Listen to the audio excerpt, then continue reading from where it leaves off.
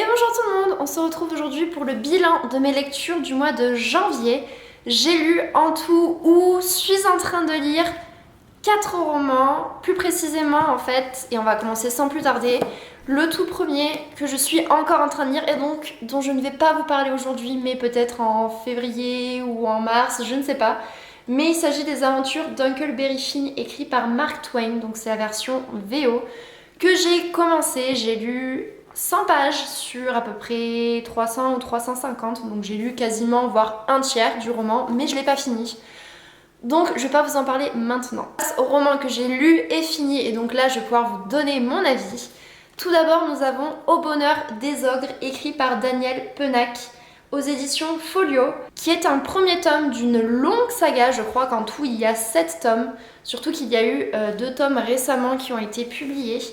Mais donc on va suivre Malocène, Benjamin Malocène plus précisément, qui élève seul ses demi-frères et sœurs puisque sa mère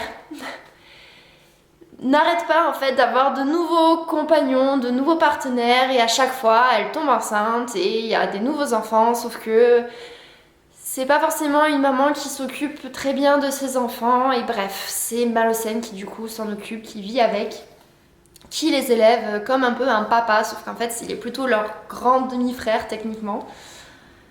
Et donc on a toute sa petite tribu qui évolue, qui grandit autour de lui et qui est très particulière aussi puisque chacun a sa petite spécificité ou particularité si je puis dire. Par exemple Clara est spécialisée dans la photo et a une relation très particulière avec la photographie.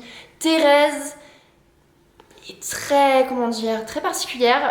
Elle fait un peu voyante sorcière, comme si elle avait des pouvoirs puisqu'elle peut deviner ou ressentir des choses, enfin bref.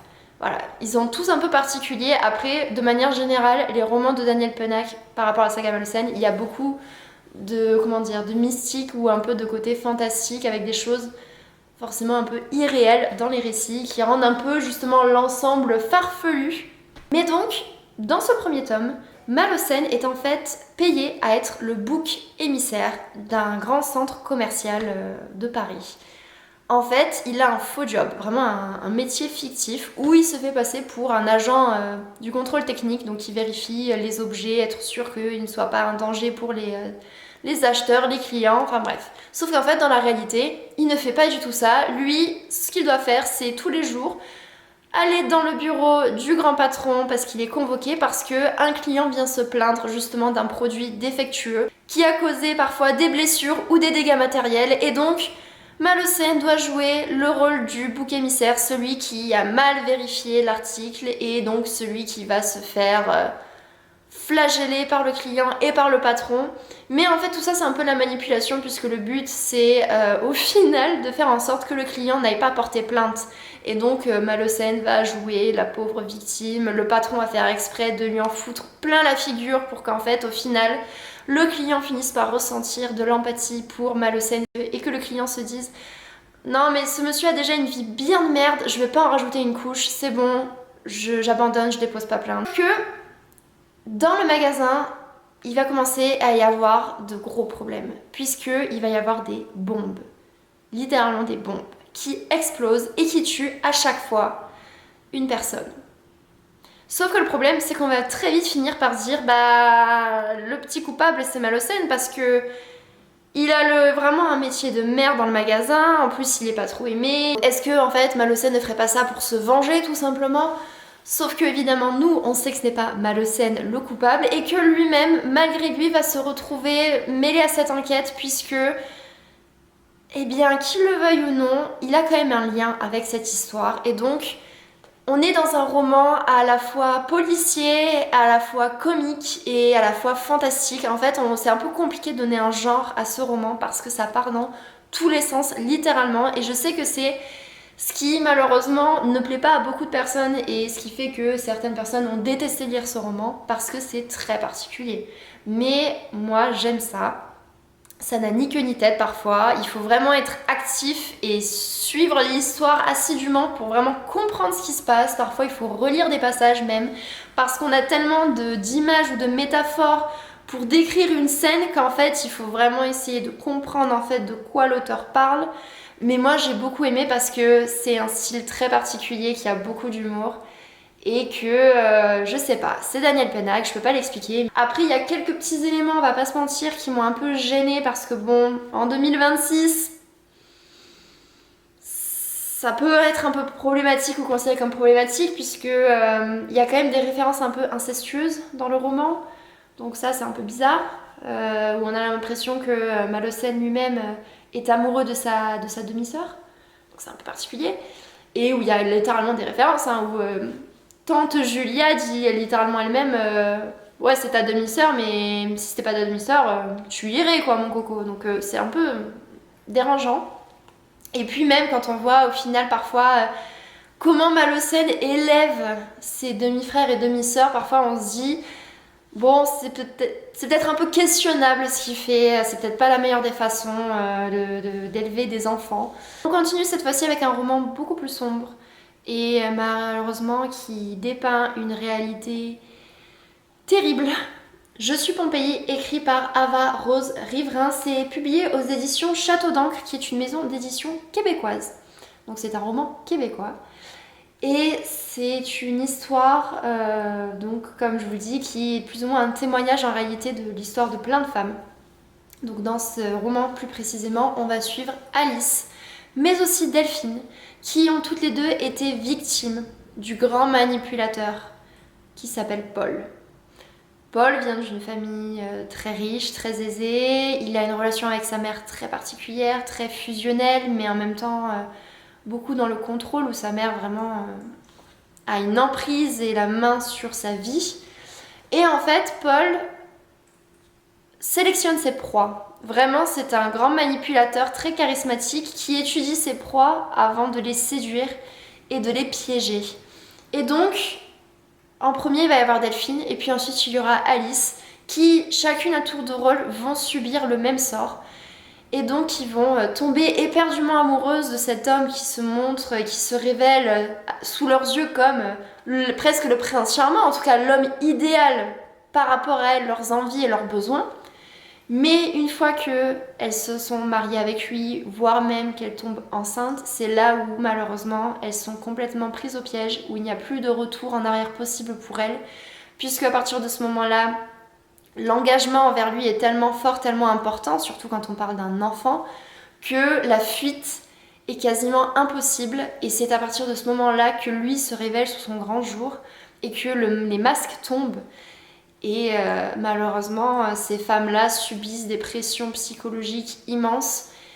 Et malheureusement, elles vont finir carrément par y perdre une partie d'elles-mêmes, puisque à chaque fois, Paul leur retire ce qui leur est le plus précieux au monde, c'est-à-dire leur enfant. Puisqu'à chaque fois, il va les détruire. Il suffit qu'elle fasse la moindre chose qui ne plaise pas à Paul pour qu'il décide en fait de mettre fin à la relation, mais de les détruire jusqu'au bout, en leur retirant tout et en les privant de tout. Et donc, à chaque fois, ça va se terminer au tribunal, où en fait, il va y avoir ce petit tour de magie, où Paul va vendre une réalité inexistante, une réalité fausse, et où va dresser le portrait en fait de ces femmes comme des femmes qui n'ont pas rempli leur devoir conjugal, qui ont trompé leur mari, qui ont couché dans le lit de plein d'hommes, qui sont des mères indignes, qui ne méritent pas de garder leur enfant auprès d'elles, qui ne méritent pas d'avoir la garde de leurs enfants. Et il va en plus réussir à avoir des témoignages complètement faux de plein de personnes autour de lui qui vont le soutenir, parce qu'il aura raconté en fait ce qui soi-disant s'est passé, et qui donc ces personnes à leur tour vont raconter ces faux témoignages. Et à contrario, Alice et Delphine se retrouvent seules dans cette machine face à ces prédateurs qui les broient, qui les détruit, et un système judiciaire qui malheureusement ne les aide absolument pas. J'ai beaucoup aimé ce roman parce que je l'ai trouvé d'une puissance phénoménale. Vraiment, ça nous tord les tripes, on n'est pas bien. Et en fait, on s'identifie énormément à ces femmes, déjà notamment parce que moi je suis une femme, donc c'est encore plus facile de m'identifier à elles par rapport au sujet. Mais parce que les images, les métaphores sont très nombreuses dans ce roman, et elles sont magnifiques. et parfois elles rendent la situation encore plus douloureuse et violente qu'elle ne l'est déjà. Mais donc j'ai beaucoup aimé. J'ai quand même aussi aimé, c'est un peu la lueur d'espoir qu'il y a notamment à la fin de ce roman, la sororité, où on voit un début de solidarité féminine qui va peut-être aboutir à quelque chose, qui va peut-être les aider à s'en sortir et à récupérer leurs enfants, ou en tout cas une part de leur liberté, et aussi à récupérer et à rétablir la vérité, tout simplement. C'est un roman très court, qui se lit en même temps très vite et très lentement, parce qu'il faut quand même prendre le temps de le digérer, parce que c'est lourd ce qu'on lit. Mais c'est magnifique, c'est un premier tome, il y a le deuxième tome qui est déjà sorti, qui à première vue peut quand même se lire indépendamment du premier, mais je vous avoue que j'ai bien envie de le lire parce que l'histoire de ces femmes m'a beaucoup touchée. Et on va parler maintenant du tout dernier roman, Le Serment de l'encre brume, écrit par Josepha Juillet et publié aux éditions Hurlevent. C'est un roman de fantasy et qui aussi, pour moi, pourrait correspondre aussi à ce qu'on appelle le nature writing, parce qu'on a énormément, en fait c'est tout le temps, c'est omniprésent. La nature est constamment évoquée, décrite, mise en avant, quantifiée même, je pourrais dire. Et il y a vraiment derrière ça en même temps un peu un message aussi de voilà, l'importance de la nature, d'en prendre soin, des conséquences forcément des actes de l'homme. Sur quoi ça parle? On va suivre en fait des sorciers et sorcières dans une époque qui ressemble clairement à une époque médiévale. En tout cas, il y a quand même pas mal de références avec les châteaux, les capitaines, la garde royale, etc. Et donc on va avoir en fait différentes temporalités. Et en fait c'est très particulier parce que comme il n'y a pas vraiment de date, enfin il n'y en a pas du tout en fait qui sont mentionnées, c'est un peu à nous lecteurs d'essayer de comprendre dans quelle temporalité les placer. Je vous avoue que moi-même j'ai commencé à être un peu confuse et par rapport à certains personnages, mais je peux pas trop vous en parler parce que sinon en fait c'est un énorme spoiler qui est en lien avec vraiment la fin de l'histoire. Donc en fait je vais pas pouvoir vous dire grand chose sur ce roman, sinon je vais très vite vous le spoiler. Mais on va avoir plus ou moins 3 personnages si je puis dire, mais bref, on va avoir Samson, Alix et Selene, qui viennent techniquement d'époques différentes chacun, mais qui forcément vont finir par se croiser, parce que bon, comme c'est des sorciers et des sorcières, faut vous dire, ils peuvent vivre très longtemps. Et alors ça c'est un spoil, mais en même temps, je suis obligée de vous le dire, et puis ça arrive assez vite dans l'histoire, parce que sinon en fait, ça va être très compliqué. Mais Samson va tomber du côté obscur de la force. Parce qu'il s'est passé un événement très tragique qui fait qu'il a vu ses proches mourir sous ses yeux, plus ou moins. Et donc, il est devenu dark. Je vous avoue que, en fait, j'ai franchement pas trop envie de parler de ce roman parce que franchement, c'était pas une si bonne lecture que ça et que ça m'a un peu gavée. Donc c'est pour ça que je dis un peu, ouais, le côté obscur de la force, ça, parce qu'en fait... Mais il faut quand même que je vous fasse un résumé pour que vous compreniez de quoi ça parle. Mais donc ce monsieur devient très sombre et en fait, il va, grosso modo... commencer à faire des choses graves, très graves. Donc le coven dont il fait partie va le bannir et en fait va le coincer dans une zone de l'encre brume qui est une forêt qui possède plein de pouvoirs magiques et qui est vraiment le lieu de culte des sorciers et sorcières. Sauf que donc lui, ce qu'il va tenter de faire au cours des siècles suivants, c'est de justement se libérer. Et vous vous en doutez, Alix et Selene sont des sorcières mais qui ne le savent pas elles-mêmes, qui vont découvrir leur pouvoir au fur et à mesure et qui forcément vont devoir confronter Samson puisque lui va essayer de les chercher pour essayer de se délivrer de cette malédiction parce qu'en fait, seule une sorcière peut le libérer. Honnêtement, je sais pas. Déjà, j'ai eu du mal à rentrer dans l'histoire de base, je saurais pas vous dire pourquoi, mais j'ai eu un peu de mal. Alors, est-ce que c'est le fait qu'on varie les points de vue mais qu'on n'ait aucune indication sur la temporalité, ce qui fait qu'en fait pendant un long moment moi je pensais que les personnages ce qui leur arrivait c'était en même temps et en fait au bout d'un moment je me suis dit mais attends mais c'est trop bizarre là on a une énorme ellipse et puis même lui il fait ça mais ça correspond pas par rapport à ça, je comprends pas et donc en fait vraiment c'est à nous de comprendre mais je trouve que pour le coup c'est pas assez bien fait pour que ce soit bien clair donc pour moi c'est un peu que d'une certaine façon l'écrivaine a échoué dans justement le guidage du lecteur. Les personnages en eux-mêmes, à part peut-être Selene, qui était un peu attachante, on va dire. J'ai trouvé que les autres personnages étaient un peu trop stéréotypés dans le sens où, enfin, c'était un peu des clichés et il n'y avait pas d'originalité. C'était vraiment ce que je considère, alors je sais plus comment on dit en français, mais c'est vraiment des termes anglais pour parler de ce genre de personnages, mais comme des flat characters, qui sont en fait des personnages plats, qui n'ont aucune personnalité, rien qui... Voilà.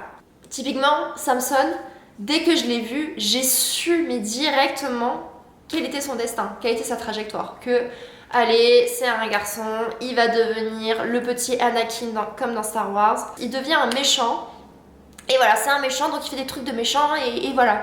Et en fait, j'ai trouvé qu'il n'y avait pas de réel développement, ou, enfin, je sais pas, de profondeur, ça n'amenait rien, en fait. Je sais pas, la façon même dont il était présenté, c'est juste, oui, bah voilà, c'est un méchant, oui, il fait que des choses pas bien, et oh, du coup, la nature, elle est de moins en moins bien, et tout pourri à cause de lui.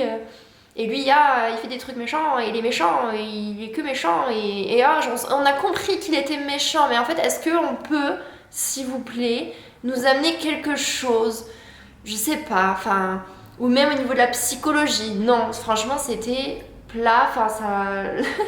Là, dit comme ça, c'est horrible, j'en parle très mal, mais en fait, ça m'a saoulée parce que, bah, mine de rien, ça m'a pris du temps de lire ce roman. Il fait quand même presque 500 pages, c'est un gros livre. Et en fait, bah, comme j'ai pas trop aimé, voire pas du tout aimé sur certains aspects, et ben j'ai l'impression d'avoir perdu mon temps et je déteste ça. Que vous dire, les personnages pour les trois quarts, je les ai trouvés vraiment stéréotypés, sans personnalité, vraiment passe-partout. J'ai trouvé qu'en termes de psychologie, à part à la limite Célène qui est à peu près bien réussie comme personnage, j'ai trouvé que tous les autres, bah voilà, il n'y a aucun développement. Et en termes d'action, alors oui, il y a de l'action, mais en même temps parfois je trouve que c'est un peu brouillon. J'ai eu du mal parfois à imaginer réellement ce qui se passait. C'était difficile de vraiment avoir les images parce que quand je lis, j'ai toujours un film qui se fait dans ma tête où je visualise les choses. Il y avait des scènes, je n'arrivais pas à visualiser, c'était trop brouillon. Et la fin, je peux pas trop vous en parler parce que c'est un spoiler, mais du coup j'étais là, j'ai fait d'accord, donc j'ai pas tout compris de ce qui s'est passé exactement, mais ok, faisons comme ça, voilà. Donc non, ça m'a saoulée, je vais le revendre et voilà, ça s'arrête là. N'hésitez pas comme toujours à soutenir cette chaîne en vous abonnant, en likant la vidéo, en commentant ou en la partageant. On se retrouve très prochainement pour une autre vidéo, ciao ciao.